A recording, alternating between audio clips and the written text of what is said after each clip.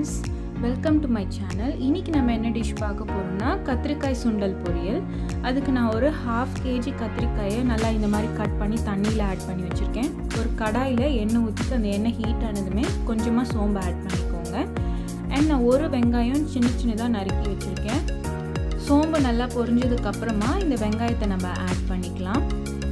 இந்த வெங்காயம் வந்து ரொம்ப கலர் சேஞ்ச் ஆகணுன்ற அவசியம் இல்லை. லைட்டாக 2 வதக்கிக்கோங்க போதும்.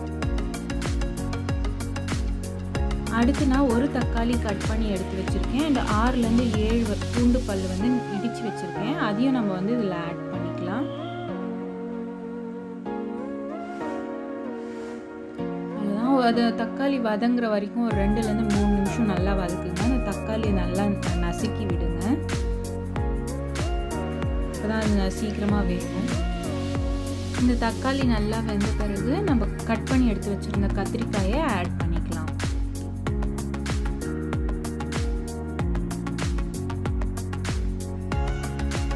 அந்த கத்திரிக்காயை நான் தண்ணியில் போட்டு வச்சுருந்தேன்னா அது கலர் சேஞ்ச் ஆகிடும், கருப்பாக மாறிடும். அதனால் போட்டு வச்சுருந்தேன். இப்போ நம்ம ஒரு 1/2 ஸ்பூன் மஞ்சள் ஆட் பண்ணிக்கலாம். அது நல்லா கிளறி விட்டுக்கோங்க.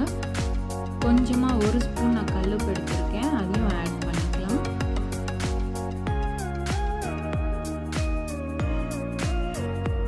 கொஞ்ச நேரம் அது நல்லா வேகட்டும். ஒரு 5 to 10 minutes வரைக்கும் அதை நல்லா வேக விட்டுருங்க. நம்ம ஒரு மூடி எடுத்து மூடி வச்சிடலாம். அதில் கத்திரிக்காயில் அண்ட் தக்காளியில் இருக்கிற தண்ணியே வந்து போதும். அது வேகத்துக்கு எக்ஸ்ட்ராவாக நம்ம எந்த தண்ணியும் ஊற்ற வேணாம். வெந்துருச்சு. இப்போ பார்க்கலாம். பாருங்கள், அந்த கத்திரிக்காயில் இருக்க தண்ணியும் அண்டு தக்காளியில் இருக்க தண்ணியுமே சரியாக போயிடுச்சு. அது நல்லா வெந்ததுக்கப்புறமா நான் 1 கப் வெள்ளை சுண்டல் வந்து நல்லா பாயில் பண்ணி எடுத்து வச்சுருக்கேன். மூக்கடலைன்னு சொல்லுவாங்க. அதை ஆட் பண்ணிக்கலாம். இப்போ வீட்டில் நிறைய சுண்டல் இருக்குன்னா நீங்கள் இந்த மாதிரி போட்டு செஞ்சிங்கன்னா ஒரு 2 நிமிஷத்தில் காலி ஆகிடும்.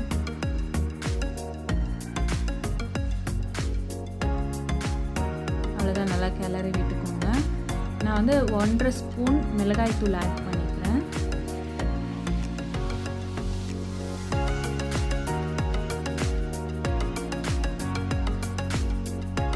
ஒரு ஸ்பூன் தனியாத்தூள் ஆட் பண்ணிக்கோங்க.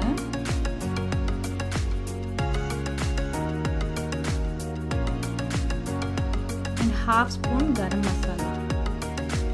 இவ்வளோதான். ஒரு 2 minutes நல்லா கிளறி விட்டுக்கோங்க. ஆல்மோஸ்ட் நம்மளோட கத்திரிக்காய் சுண்டல் ரெடி ஆகிடுச்சு. இது நீங்கள் வந்து ரைஸ்லேயும் வந்து மிக்ஸ் பண்ணி சாப்பிட்டுக்கலாம். அண்டு தொட்டுக்கும் வச்சுக்கலாம். ரசம் சாதமுக்கு, சாம்பார் சாதமுக்கு எல்லாமே ரொம்ப நல்லாயிருக்கும். கண்டிப்பாக ட்ரை பண்ணி பாருங்கள். உங்கள் ஃபீட்பேக்கை கமெண்ட் செக்ஷனில் போடுங்க.